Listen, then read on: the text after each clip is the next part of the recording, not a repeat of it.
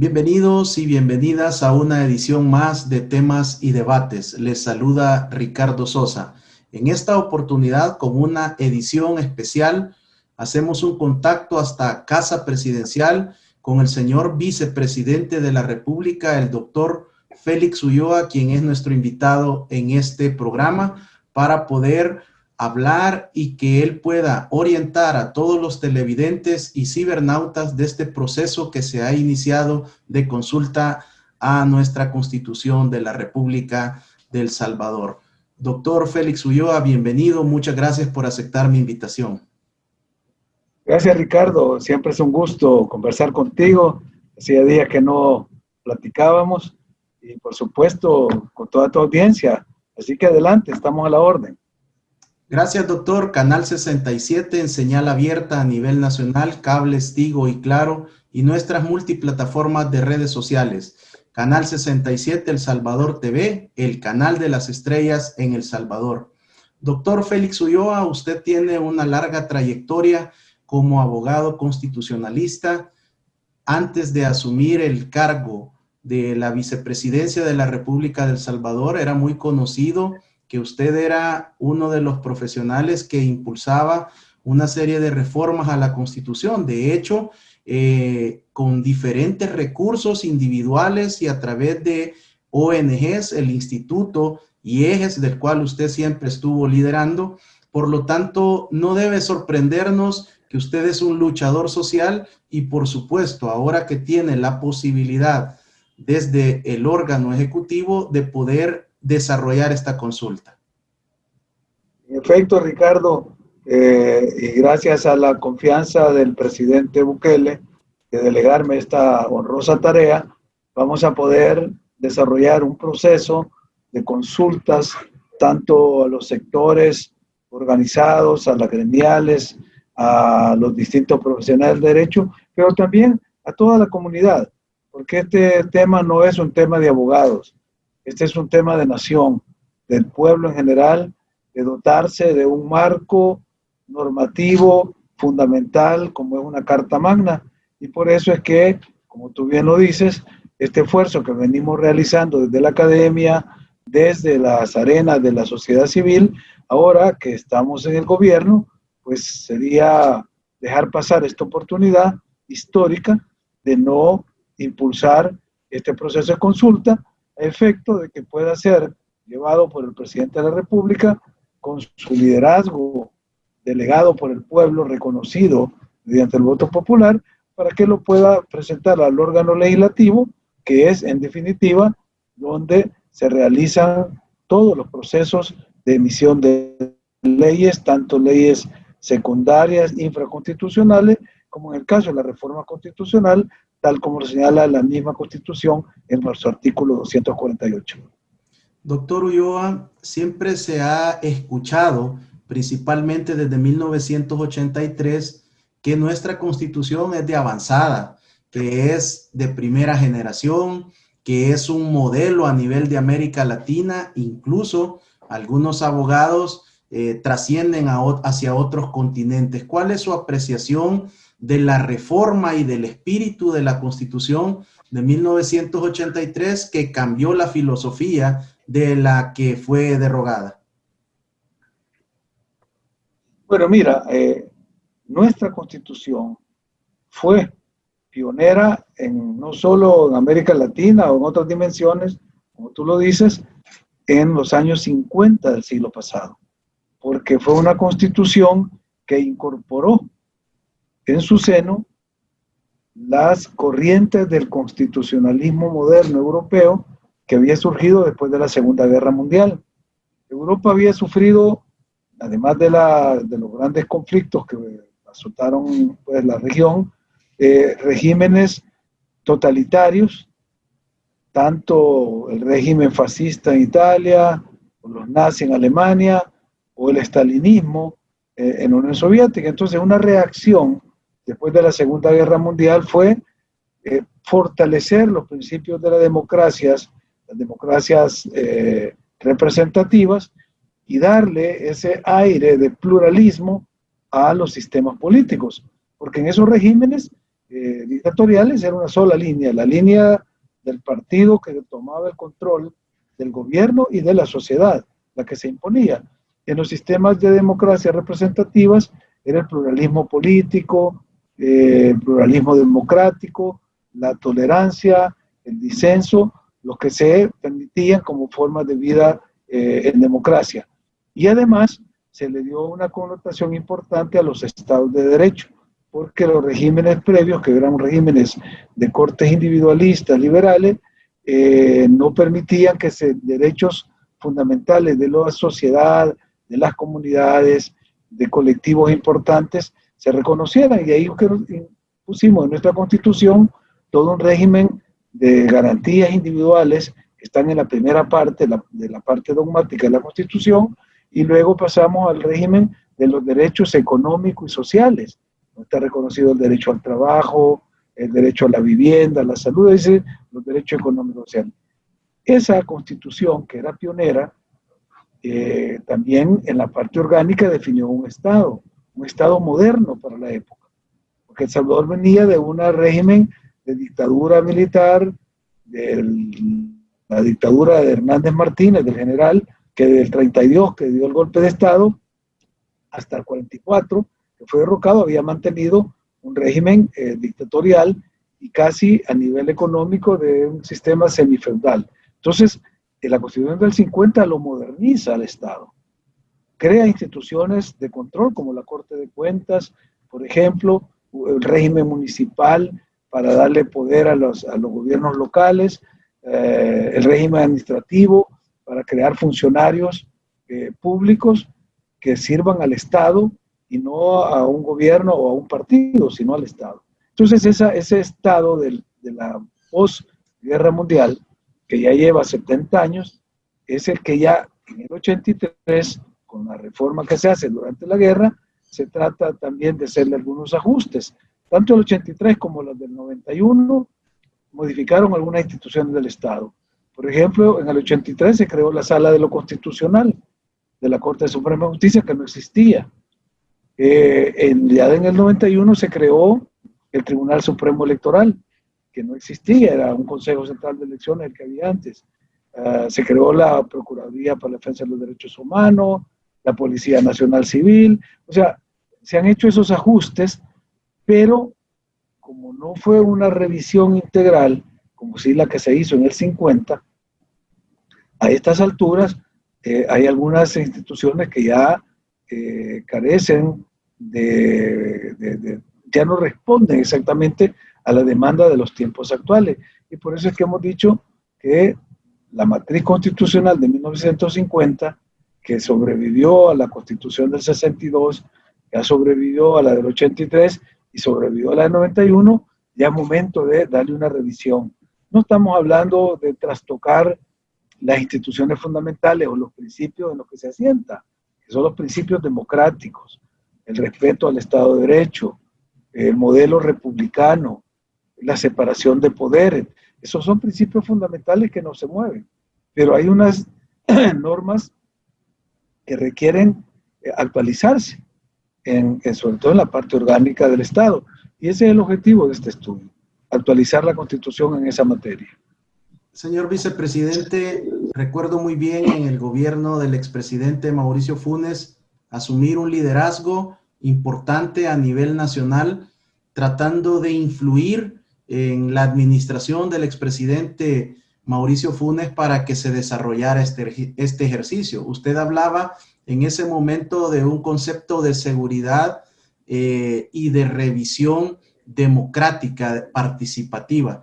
¿Cómo logra usted en estos 15 meses lograr el apoyo del señor presidente Bukele e incidir para que él tome esta decisión y se anuncie a la nación la semana anterior este ejercicio? Bueno, como tú lo dices, hemos venido trabajando sistemáticamente en la propuesta de una reforma constitucional. Durante el gobierno del presidente Funes se lo planteamos incluso con una propuesta por escrito, pero no le dio importancia o no lo vio como tema relevante. Es más, después en el gobierno del presidente Sánchez Serén, el doctor Fabio Castillo, que me acompaña en este proyecto, se lo presentó al presidente Sánchez Serén, quien también dijo que sí, que lo iban a hacer, pero al final no se llevó a cabo el estudio. Ahora que ya nosotros estamos en el gobierno, lo hemos hablado con el presidente Bukele, le hemos desarrollado cuál es la idea y la importancia del estudio, él lo ha comprendido y nos ha dado la oportunidad de desarrollar este proyecto. Creo que esa es como la lógica que ha llevado para que este tema, originalmente pues yo se lo planteé a través de una secretaría al presidente Funes, ahora me delegue el presidente Bukele la responsabilidad y esperamos estar a la altura de las circunstancias. Vamos a hacer un buen trabajo, va a ser una propuesta de reforma constitucional la más consultada, la más participativa, donde todo el mundo va a poder opinar. Aquí hay gente valiosísima que no son abogados, que no son políticos, que no son diputados, que no son funcionarios, pero que tienen mucho que darle al país. Tú, por ejemplo, que te has desarrollado toda una especialidad en estos temas de seguridad, creo que tu aporte sería fundamental porque El Salvador necesita tener una política de seguridad que esté basada, como tú lo has dicho en muchas ocasiones, yo te lo he escuchado, en una visión criminológica diferente a los enfoques que se hacen ahora, y esta es la oportunidad de escuchar a expertos en cada uno de los ramos, en este caso en el tema de seguridad y criminología, a un Ricardo Sosa, como pueden ser otros profesionales en otras ramas, en la salud, en la economía, en la educación. Es decir, a todos se les da la oportunidad de que puedan presentar sus propuestas. Doctor, a una semana prácticamente de que se hace pública esta misión del señor presidente para su persona, ¿por qué se genera tanto revuelo? ¿Por qué hay tanta situación mediática en la cual ya sectores muestran su clara oposición a este proyecto de consulta? ¿Pudiera usted explicarnos cuáles son estos intereses fácticos que están detrás de proteger y de evitar que se discuta algo tan importante para el país? Fíjate que, igual que a ti, a mí me sorprende que hayan profesionales, incluso algunos abogados que se autodenominan constitucionalistas, que salgan a oponerse a un proyecto de esta naturaleza. Y la única explicación que tengo es que no quieren que haya cambio en la sociedad ni en la normativa fundamental como es la Constitución, porque la situación actual les favorece, o sea, están cómodos, se sienten bien en esta situación. Y eso es lo que impide que estos sectores acompañen una iniciativa de esta. Pero como la fuerza de la historia, la fuerza de los procesos es más grande que la voluntad de un grupo o de una persona, este proceso ya no lo va a detener ningún sector, sobre todo los que quieren detenerlo, incluso hacerlo retroceder. Muchos de ellos están añorando todavía las épocas de que los trabajadores trabajaban 12 horas diarias o les pagaban con fichas en las tiendas de raya. Esa mentalidad todavía prima en algunos de estos abogados que son los que se han expresado hasta ahora. Ese es el grupo, digamos, más ideológicamente agresivo, porque son los que han salido a atacar y a mentirle a la población, a decir que este proceso es un invento del presidente Bukele para perpetuarse en el poder o para diseñar un modelo dictatorial. Nada más alejado de la verdad, como tú lo has dicho, esto es un proyecto que yo vengo trabajando de muchísimos años. El presidente lo único que ha hecho es darme su aval y depositarme su confianza para que yo lo haga. Pero el proceso lo hemos iniciado con mucho tiempo. Aquí hay una frase muy importante que hay que recordar, que dice que las ideas, igual que las aguas, cuando no fluyen, se pudren. O sea, un agua que queda estancada se hace un charco y después hay ahí contaminación, se pudre. Las ideas igual, como estos sectores no han dejado fluir las ideas, se les ha quedado ahí estancadas. Y eso es lo que estamos viendo. Pero te digo, los procesos históricos son más importantes y los pueblos son los que deciden. Nosotros vamos a hacer esta gran consulta participativa para escuchar la voz de toda la gente, de todo el pueblo, y apreciamos y ojalá tú puedas apoyarnos y enviar tus propuestas en tu campo para poder incorporarlas. Doctor Ulloa, revisando la hoja de ruta que usted ha diseñado, me parece una apuesta estratégica muy importante el proceso de consulta. Está estructurado por mesas de trabajo, los posibles integrantes, la lista inicial con la que usted pretende desarrollar un primer ejercicio a través de estas mesas de consulta por área, por especialidad y por supuesto, al leerla uno puede sentirse excluido, puede considerar que este es un ejercicio únicamente para abogados constitucionalistas, para profesionales del derecho. ¿Cómo podrán participar organizaciones o personas naturales o personas de esferas profesionales y no profesionales incorporarse a esta gran consulta? Ahí vamos a hacer la diferencia entre los dos términos que tú has usado. El primero, que es una jornada de reflexión de constitucionalista, o sea, de abogados, porque es un tema técnico que tenemos que definirle el perfil para que después viene lo que tú dices, la consulta. O sea, tú no vas a sacar una consulta sin parámetros, porque entonces es como empezar a hablar de cosas que pueden ser incoherencias. Y lo que queremos es que el pueblo y los expertos den su aporte orientado a temas que ya se han planteado, porque si tú ves las 4 mesas, una mesa habla de la parte dogmática, otra mesa habla del sistema político, la otra mesa habla de la parte orgánica y la cuarta mesa habla de los procedimientos.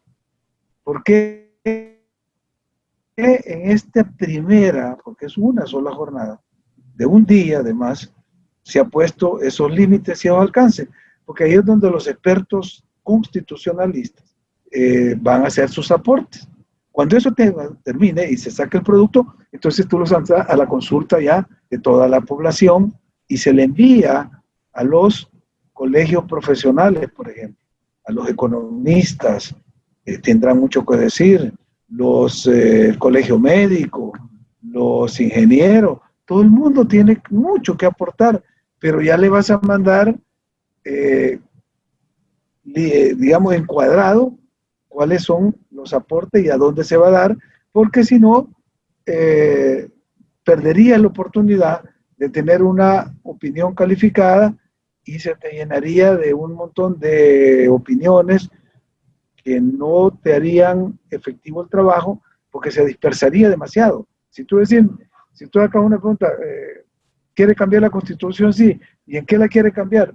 Te van a salir 1000 opiniones. Pero tú le dices, mire, vamos a revisar, porque no la estamos cambiando, porque no podemos cambiar la Asamblea Legislativa. Pero nosotros dijimos, mire, nosotros queremos hacer un estudio sobre estos temas. Entonces ya le dan los temas. Por ejemplo, yo veo en tu caso que tú puedes aportar muchísimo en por lo menos 2 o 3 mesas. En la parte dogmática, porque tú tienes valoraciones importantes sobre derechos fundamentales, que más que el derecho a la vida, que te la puede quitar un pandillero o un miembro de una organización terrorista. Entonces, proteger la vida es una parte importante de la dogmática constitucional. La seguridad, soy experto en temas de seguridad, entonces tú puedes aportar en ese campo, pero igual puedes aportar en la parte orgánica. Si la Policía Nacional Civil es una entidad que está en la parte orgánica de la Constitución porque fue creada en la reforma del 91. El Ministerio Público, que también se reestructuró en el 91, ahí están las 3 instituciones, las 2 procuradurías y la Fiscalía. ¿Cuántas veces te he escuchado yo a ti decir la Fiscalía debería tal cosa? Y ellos no lo hacen porque no es que la Constitución no lo permite. Pues hay un aporte tuyo para decir, miren, en el tema de la investigación del delito, y ahí van las propuestas. O sea, ya no es una cosa en la que tú vas a mandar una propuesta al aire, no. Van los parámetros. Esa es la primera y única reunión donde solo hay abogados constitucionalistas. El resto es todo el mundo, empresarios, sindicatos, iglesias, universidades, gremiales, profesionales, a todos hay que darles la palabra y que aporten, pero ya les has marcado la cancha, ¿verdad? O sea, puesto el cuadrilátero y decís, miren, no salgamos de aquí, esta es la cancha, estamos jugando fútbol, ¿verdad? Entonces, si tiran para allá, sale y es fuera del lugar. O sea, poner como ciertas reglas básicas para que el debate sea fructífero. No es para excluir a nadie, sino para organizar el debate y que el estudio salga bien. No sé si me explico con ese ejemplo. Doctor, estos sectores que no manejan toda la terminología y la jerga o el conocimiento jurídico, esta comisión, este equipo inter y multidisciplinario llevará estas opiniones de los sindicatos, de la clase trabajadora, de los vendedores por cuenta propia. Ese conocimiento, ese sentimiento lo van a transmitir a la parte técnica. Correctísimo, correcto. Fíjate que cuando uno va a pasar consulta donde un médico, ¿verdad? Si va a pasar una consulta, no sé, de los huesos, va donde ¿cómo se llama? El ortopeda, o si es un problema de la piel, va donde el dermatólogo, o si es del corazón, va donde el cardiólogo, hay especialidades. Y ellos tienen tus términos técnicos para darte una opinión o para hacer un diagnóstico. Entonces, por ejemplo, la piel dice, bueno, la dermis, la epidermis. Nosotros vimos la piel, o la gente dice, mira el pellejo, me raspé el pellejo. O sea, hay que traducir del lenguaje popular común al lenguaje técnico. Y al revés, el lenguaje técnico hay que saberlo expresar en el lenguaje común para que se establezca el diálogo. Porque si vos oís hablar a dos médicos, yo me he quedado a veces en el aire cuando los oigo hablar de términos técnicos de su lenguaje. Igual se oye hablar ingenieros. O sea, cada profesión tiene su propio lenguaje técnico. ¿Cuál es lo que lo hace común con todo el lenguaje cotidiano? Cuando ese lenguaje técnico tú lo puedes traducir y la gente te entiende. Porque el médico, cuando le va a explicar al paciente que tiene una calentura, no le va a decir que la infección del bacilococo puesto en el ventríloco, no le voy a explicar una cosa así porque lo va a perder. Le va a decir, mire, tiene una fiebre, una calentura, pues una infección, este es el medicamento. Pero él sí sabe cómo procede, qué bacteria lo produjo, cómo se llevó esa bacteria, es decir, la parte interna técnica. Eso es lo que estamos tratando de hacer acá.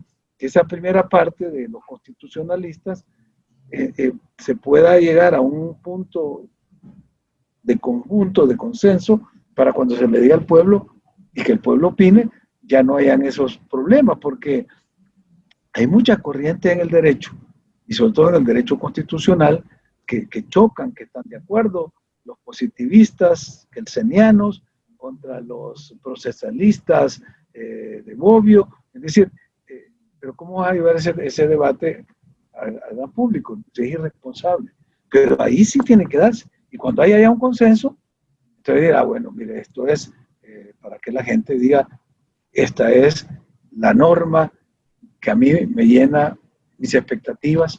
Con esto yo puedo sentirme seguro, garantizado, cubierto e incluido en este nuevo pacto social, esta carta magna que se está haciendo. O sea, yo me veo reflejado ahí. Pero ya ha habido un debate técnico de los técnicos. El debate con la gente es a otro nivel. Esa es como la parte complicada de este tema. Y por eso los leguleyos que dicen mucha gente, es que estos leguleyos, porque se ponen a discutir públicamente de cosas que son técnicas y que ellos las entienden.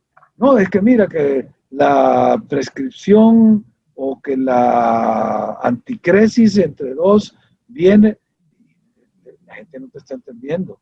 Es como que los ingenieros te estuvieran hablando de unas fórmulas matemáticas o de la física o la química, nos dejan en la luna. Cada profesión tiene su propio lenguaje, pero hay un lenguaje común que todos entendemos y ese es el que queremos compartir con el pueblo. Doctor Ulloa, si esta consulta llega a un feliz término, a través de esta participación amplia, democrática. ¿Será esta la solución para que todos y todas nos sintamos identificados con la Constitución?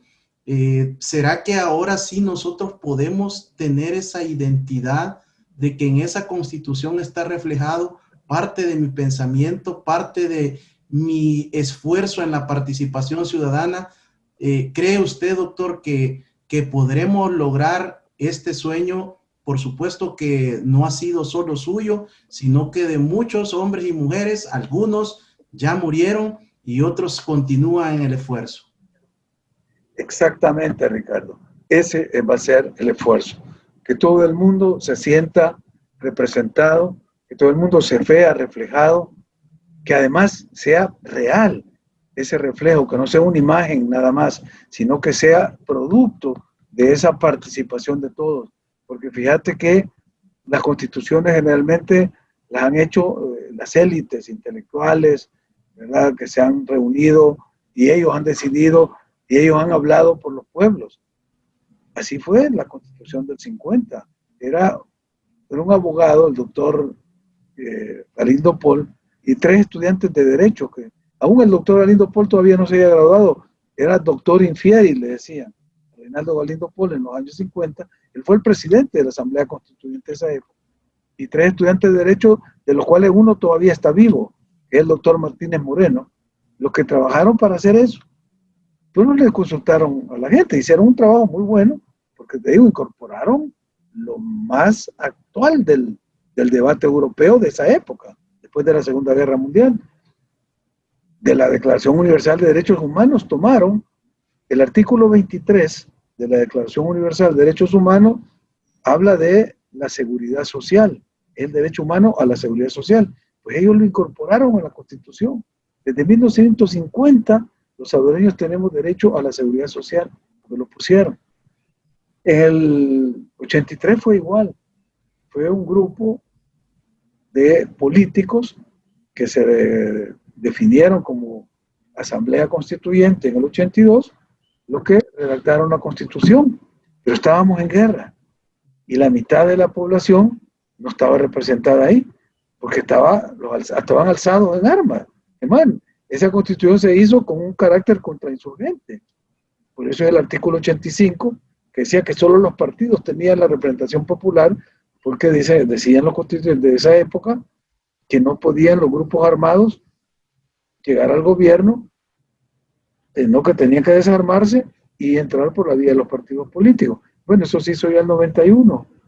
A estos grupos que estaban marginados en el 83, se les dio participación en los acuerdos de paz y ahí se hicieron las reformas que ellos proponían, que como la guerra se dio por los fraudes electorales de los 70, que los hacía el Consejo Central de Elecciones de esa época, estos alzados en armas, que ya pudieron hablar, tuvieron participación en los acuerdos de paz, en la reforma del 91, dijeron quiten eso del Consejo Central de Elecciones y se creó el Tribunal Supremo Electoral.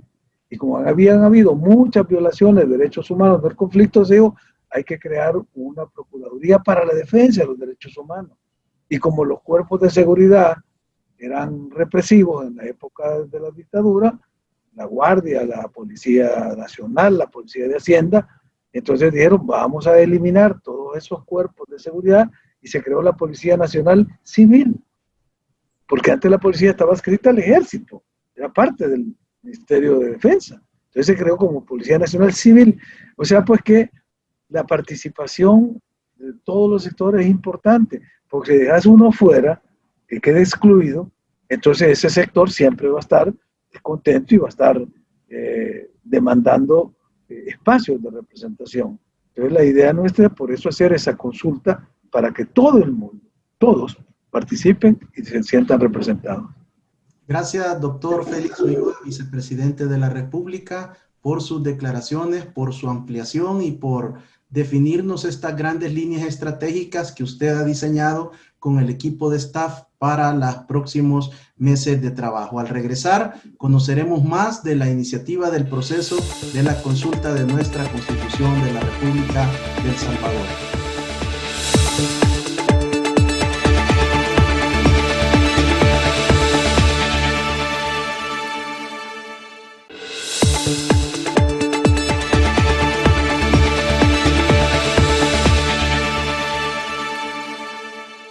Gracias por continuar con temas y debates en este programa edición especial con el señor vicepresidente de la República de El Salvador, el doctor Félix Ulloa.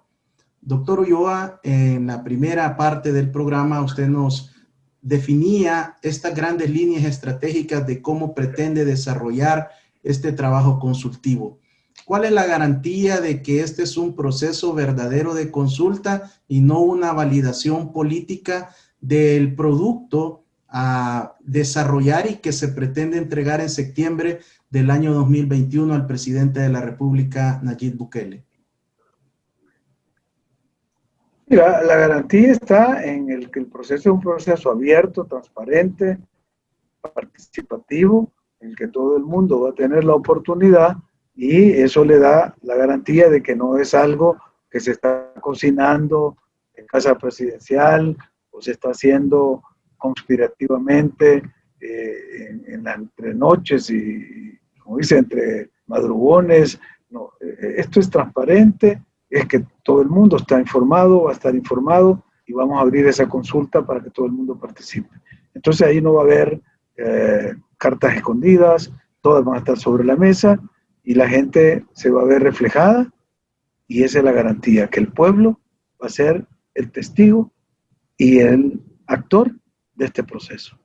Doctor, una vez está este documento ya con todos los procesos de validación respectiva, está con toda la participación ciudadana, la técnica para poder proponer este documento y presentarlo al señor presidente de la República, pues uno debe de asumir que si le ha confiado esta tarea es porque él va a generar las condiciones para que dentro de la Asamblea Legislativa del periodo 2021-2024 se revise esta propuesta. ¿Podría explicarle a nuestros televidentes y cibernautas cuál es el proceso ya una vez el documento finalice y cuáles son los posibles escenarios? Bueno, mira, el proceso lo esperamos finalizar, como hemos dicho, en septiembre de 2021. Ese día se le entrega al presidente, esperamos hacerlo para el 15 de septiembre de 2021, para que sea un acto simbólico, y luego el presidente, ya con el documento, pues va a tener que apersonarse a la Asamblea Legislativa, que va a ser electa el 28 de febrero, va a tomar posesión el 1 de mayo, o sea, ya va a ser una asamblea que va a estar en funcionamiento. Y ahí él va a tener que solicitar que por lo menos 10 diputados le den iniciativa de ley. Estamos seguros que van a haber más de 10 diputados que le van a dar la iniciativa de ley, y entonces esa pieza entra al debate legislativo. También ahí se va a debatir, y si después del debate y de los informes, porque hay, acordémonos que en la Asamblea hay una comisión de legislación y puntos constitucionales. O sea que esta iniciativa va a pasar directamente a esta comisión, la cual lo va a estudiar, va a dar su informe y después pasará al Pleno. Y si el Pleno lo aprueba con 43 votos, ya se convierte en una reforma aprobada. Pero hasta ahí todavía no tiene efectos legales. Para que pueda entrar en vigencia, va a haber que esperar a que la siguiente asamblea, que se va a elegir en el 2024, la ratifique, y que para que la ratifique no se necesitan solo 43 votos, se necesitan 56, o sea, una mayoría calificada.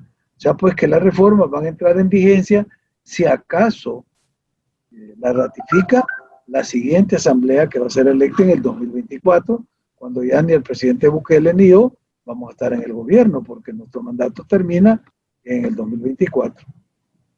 Doctor, ¿existe alguna posibilidad de que, a pesar de que usted ha expuesto con claridad que este estudio y revisión dura aproximadamente entre 11 y 12 meses para entregarlo en septiembre del 2021 al señor presidente Bukele, qué pasa si se logra encontrar un apoyo político, un apoyo social de diferentes sectores de la vida nacional?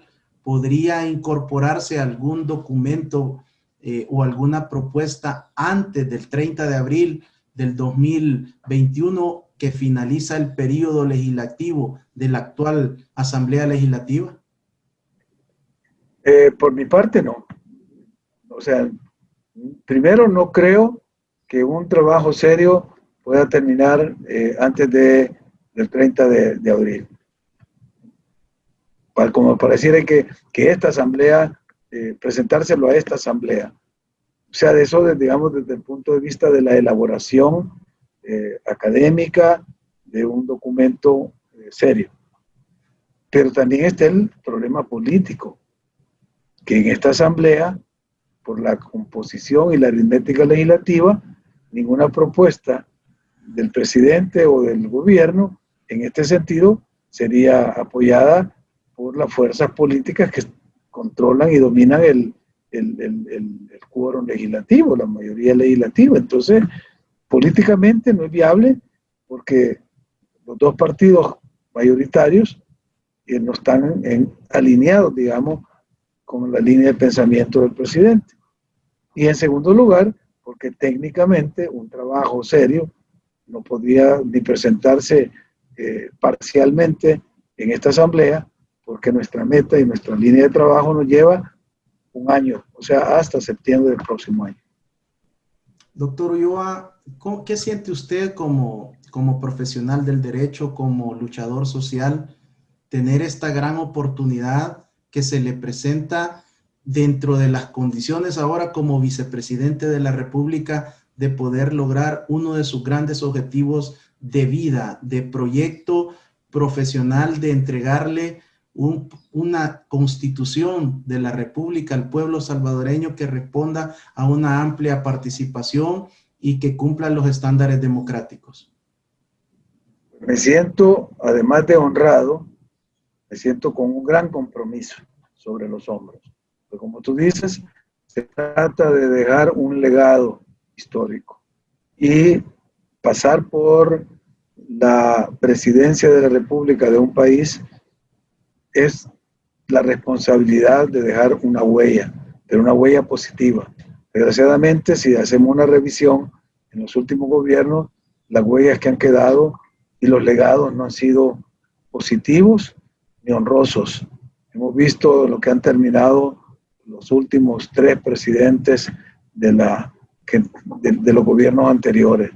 Entonces, la idea nuestra es hacer de esta responsabilidad y de este cargo delegado por el pueblo salvadoreño en las elecciones una oportunidad para que el pueblo pueda sentirse orgulloso de su gobernante y no humillado, maltratado y avergonzado por lo que le hicieron los gobernantes anteriores. Entonces yo creo que con esa responsabilidad sentimos el peso histórico de dejar un legado honorable y del cual todos nos sintamos orgullosos en el futuro. Doctor, usted me compartía que adicional a todo el amplio proceso de consultas de trabajo en mesas específicas donde se van a llamar a diferentes representantes de la vida nacional, a través del apoyo de la Secretaría de Innovación, ustedes como vicepresidencia estarán poniendo a disposición de la población una plataforma web para que todo aquel que quiera efectuar sus recomendaciones, sus sugerencias, sus aportes, lo pueda hacer de una manera sencilla, práctica, a través de cualquier dispositivo electrónico. Exactamente. Ya tuvimos 2 grandes experiencias de comunicarnos con el pueblo de manera directa, sin intermediarios. La primera fue cuando se hizo la plataforma que el presidente Bukele, en esa época, el ciudadano Bukele, pidió a la población que le apoyaran para formar su partido político que se llamó Nuevas Ideas. Y según la ley, para que un partido pueda ser autorizado, se necesita recoger 50,000 firmas en 90 días. El presidente dijo que iba a recoger 200,000 firmas en 3 días. Y lo hizo. Y nadie creía. Decían que era imposible, decían los políticos tradicionales, materialmente, por el tiempo que se lleva, y a ganar el DUI y a rellenarlo. Eso es pura demagogia, dijeron. Y lo hicimos, y en menos de 72 horas, o sea, en menos de 3 días, se recogieron más de 200,000 firmas, gracias a la tecnología, al trabajo de crear plataformas que facilitan estos trabajos. Después se hizo con el plan de gobierno, el plan Cucatlán. Se dijo que iba a ser el plan más consultado, más participativo. Y todos dijeron que eso es demagogia, es mentira. Hay que andar reuniéndose con todos los sectores y solo eso lleva tiempo y no se va a poder consultar a toda la gente. Se abrió la plataforma y al plan Cucatlán llegaron más, fíjate bien, más de 29,000 propuestas de la gente, de todo tipo, desde tesis doctorales, de proyectos de construcción de hospitales, hasta una simple frase de una señora de allá por Comacarán, no sé, por allá por la Unión, que decía, yo lo que quiero es un hospital regional para niños en la zona oriental. Ese era todo lo que ella pedía.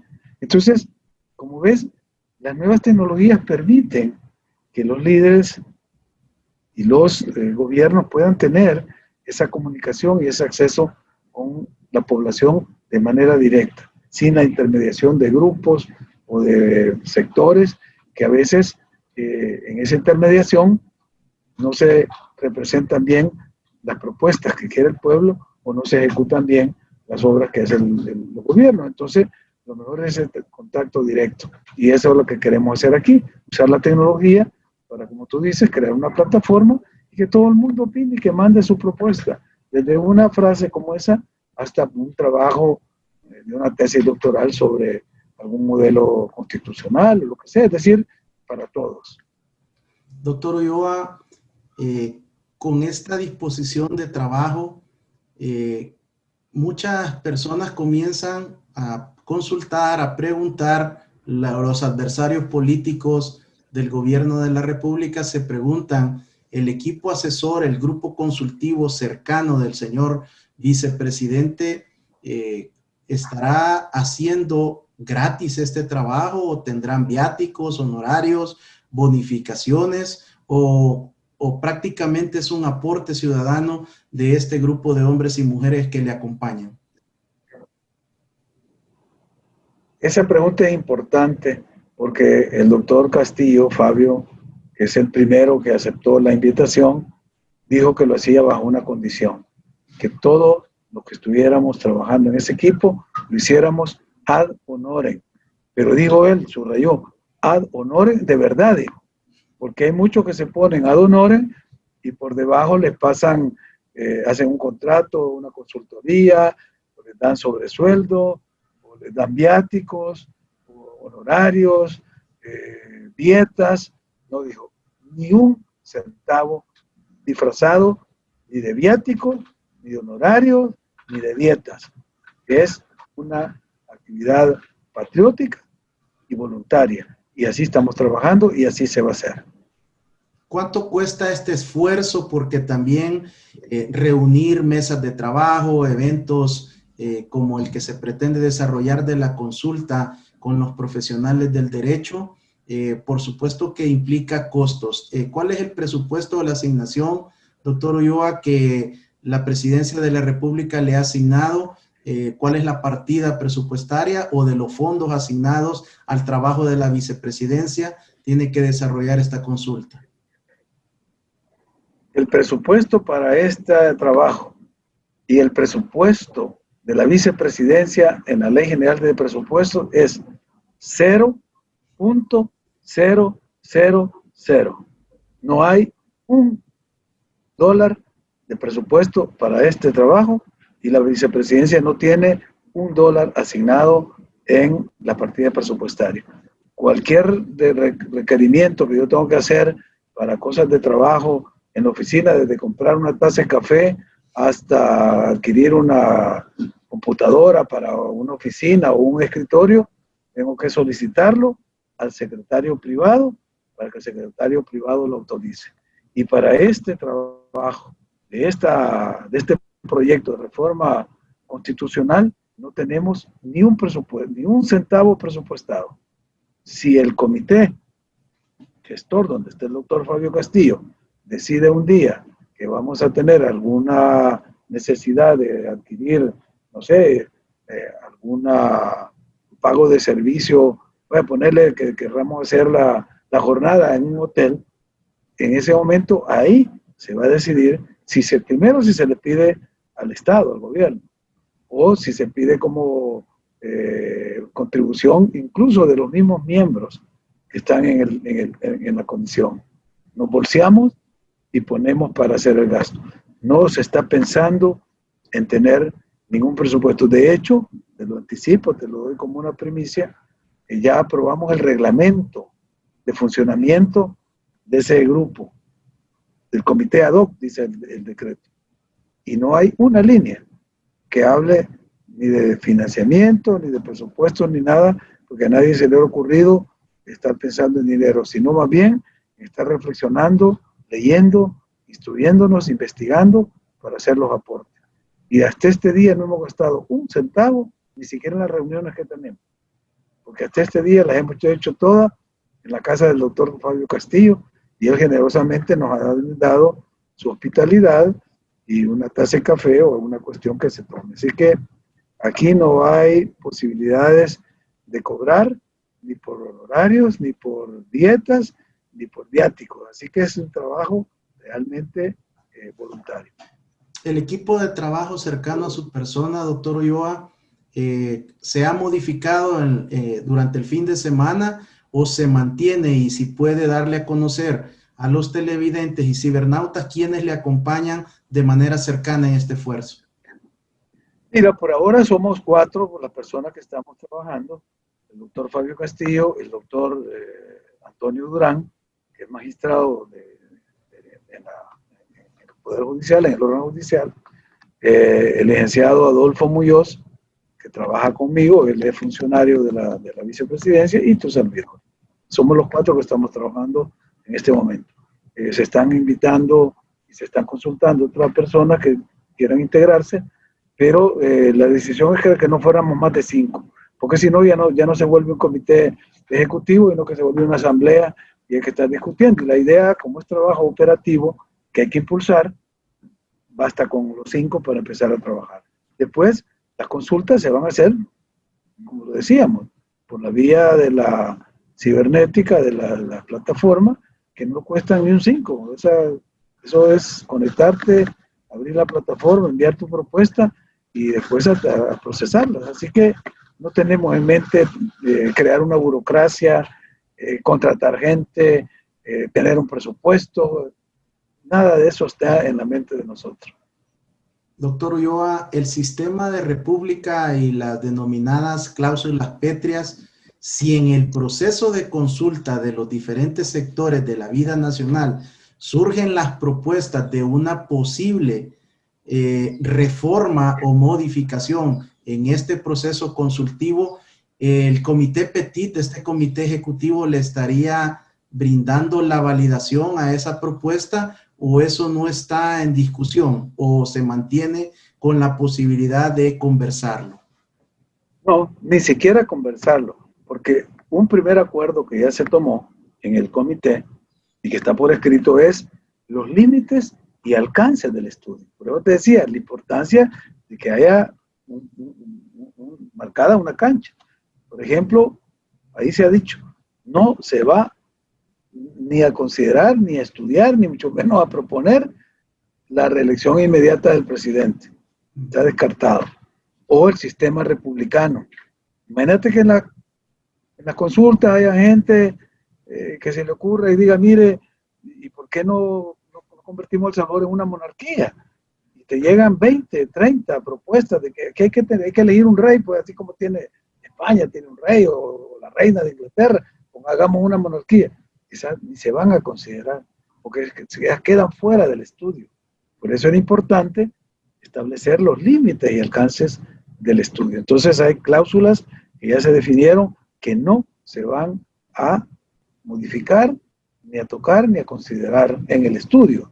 Lo mismo que con los derechos fundamentales. No hay ningún derecho que vaya a ser afectado negativamente en este estudio, porque de lo que se trata es de garantizar y promover su respeto y establecer como garantía constitucional que los derechos fundamentales, tanto individuales como los económicos, sociales, se van a respetar. Señor vicepresidente, quiero agradecerle el haber aceptado mi invitación, el poder hablar con esta transparencia, con esta claridad que lo ha hecho para nuestros televidentes y cibernautas.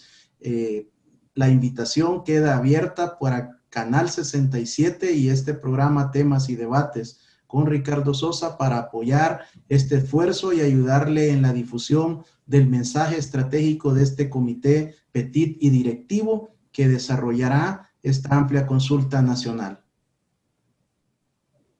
Muchísimas gracias por la oportunidad. Un saludo a tu audiencia y esperamos seguir conversando contigo, Ricardo. Hasta luego. Ha sido el doctor Félix Ulloa, vicepresidente de la República de El Salvador y quien está al frente de este proceso consultivo de la Constitución de la República de El Salvador. Amigos y amigas televidentes y cibernautas, el compromiso de este programa es traerle la versión oficial de la fuente directa, en este caso el señor vicepresidente de la República, a quien agradecemos su participación. Muchas gracias, Dios les bendiga.